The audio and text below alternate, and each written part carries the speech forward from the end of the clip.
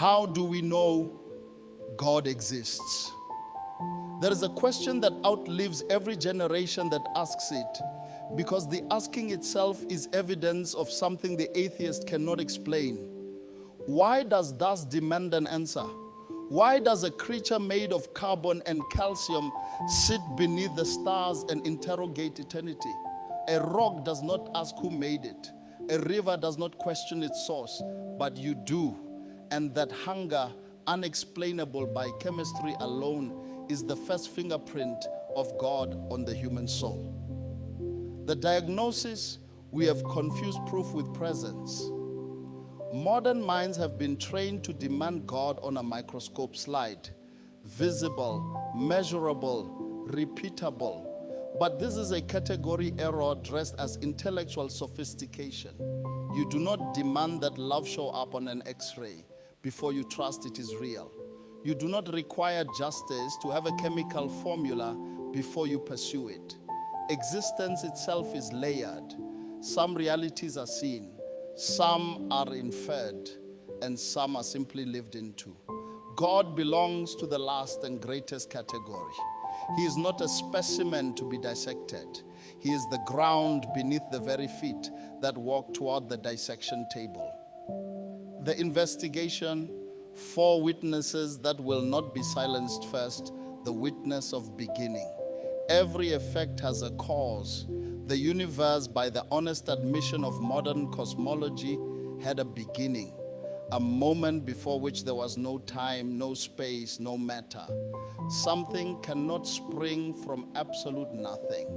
Whatever stood outside time to start time must itself be timeless, spaceless, and powerful beyond measure. Scripture named this reality before science found the courage to. In the beginning, God created the heavens and the earth.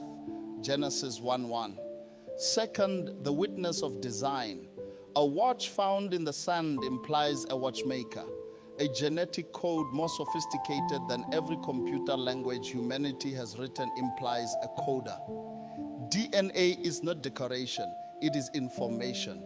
And information has never once in the history of observation been shown to write itself. Order does not arise from chaos by accident. It arises from intelligence. The heavens declare the glory of God. The skies proclaim the work of his hands. Psalm 19:1. Third, the witness of moral law. You know cruelty is wrong not because your culture voted on it, but because something beyond culture wrote it on your conscience.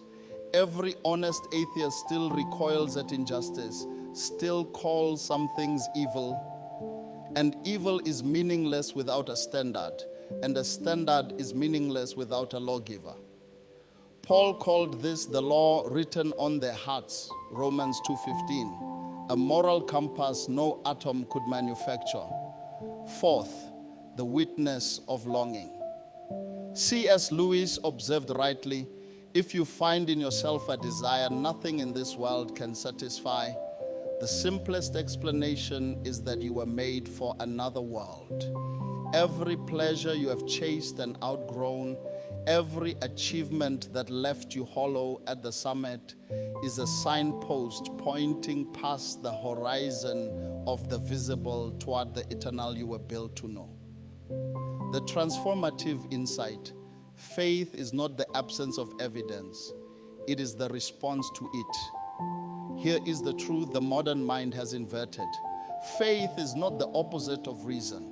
Unbelief is not the fruit of intelligence, but often the fruit of avoidance. Doubt asks questions. Unbelief refuses answers. To believe in God is not to abandon your mind. It is to finally give your mind a foundation solid enough to stand on.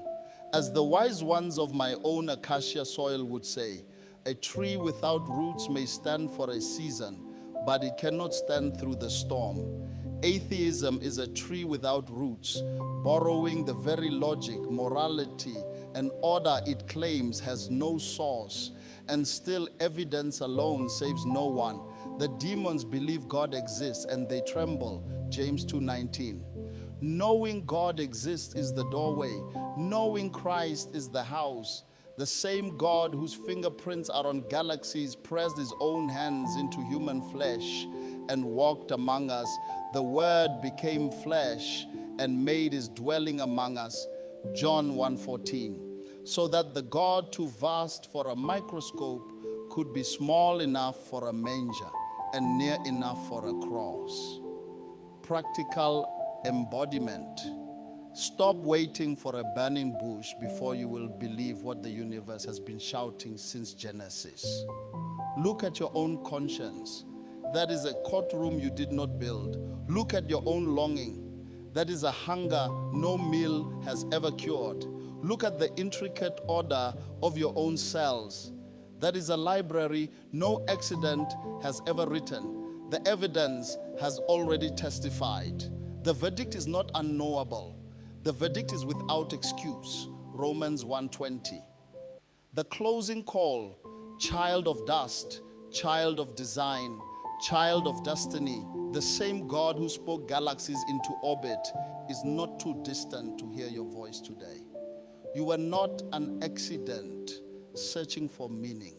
You were a masterpiece searching for your maker. This is Harold Mawela.